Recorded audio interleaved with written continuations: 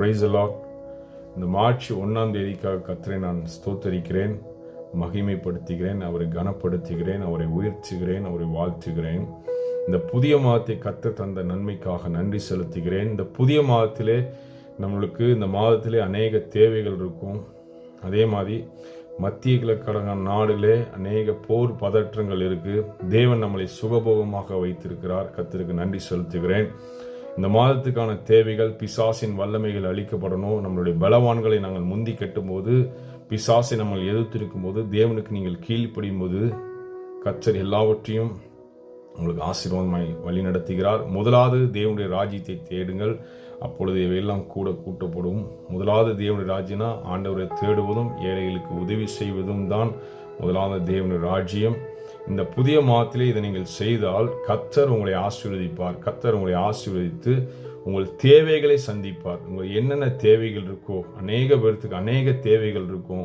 ஒரு family man எடுத்துக்கிட்டோம்னா அவங்களுக்கு வீட்டு தேவை, வீட்டு செலவுகள் இருக்கும், கார் இஎம்ஐ இருக்கும், வீட்டு இஎம்ஐ இருக்கும், ஸ்கூல் ஃபீஸ் கட்டணும், இந்த மாதிரி நிறைய காரியங்கள் இருக்கும். வட்டி கடன் வாங்கி வச்சுருப்பாங்க. இந்த பிரச்சனைகள் கர்த்தர் இந்த மாதத்திலே சுலபமாக அவங்களை சந்திக்க வேண்டும். ஆண்டவரே, யார் யார் என்னென்ன தேவைகளோடு உங்களுடைய இயேசு இடத்துல கேட்கிறார்களோ கர்த்தர் இந்த மாதத்திலே அவர்களுக்கு ஈஸியாக சுலபமாக கர்த்தர் அந்த நேரத்தையும் அந்த பணத்தையும் கர்த்தர் சந்திப்பாராக.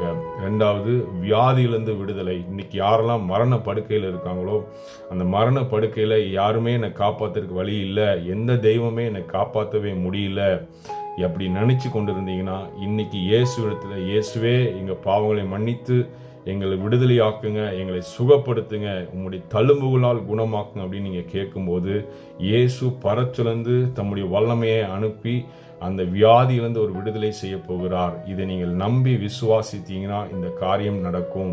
ஒரு மனிதன் 3 இடத்துல இருக்கக்கூடாது. ஒன்று ஐசியூவார்டு, இன்னொன்று ஜெயிலில், இன்னொன்று மரித்த இடத்துல. இந்த 3 இடத்துக்கு போராடி கொண்டிருக்கிற யாவரும் எந்த இடத்துல இருந்தாலும் சரி, வேறு இதை தவிர்த்து வேறு என்ன பிரச்சனை இருந்தாலும் தேவன் ஈஸியாக அவங்களை சுகபோகமாய் வழி நடத்தி கொண்டு வந்துடுவார். அதில் எந்த விதத்திலையும் மாற்றம் இல்லை. இந்த மரிச்சரத்தில் தருவாயில் இருக்கிறவர்களுக்காக ஜெபம் பண்ணுறோம். மரித்தல்களுக்கு சூழ்நிலை யாரெல்லாம் இருக்கீங்களோ, மரண தருவாயில் இன்றைக்கு கர்த்தர் உங்களை விடுதலையாக்குகிறார். கர்த்தர் உங்களை ஆசீர்வதிக்கிறார். தேவன் உங்களை அபூர்வமாய் வழி நடத்த போகிறார்.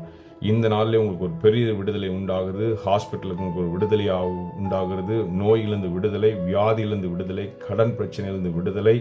கர்த்தர் உங்களை எல்லாவற்றையும் வழிநடத்த போகிறார். இயேசுவை விசுவாசித்து தேவனுடைய மகிமையை காண்பீங்க. இயேசு சீக்கிரம் வரப்போகிறார். உங்களை பாவங்களை அறிக்கை செய்துவிட்டு விட்டு விடுங்க. பரலோக ராஜ்யம் சமயமாய்க்குது. மனம் திரும்புங்கள். கர்த்தர் தாமே இந்த ஜெபத்தை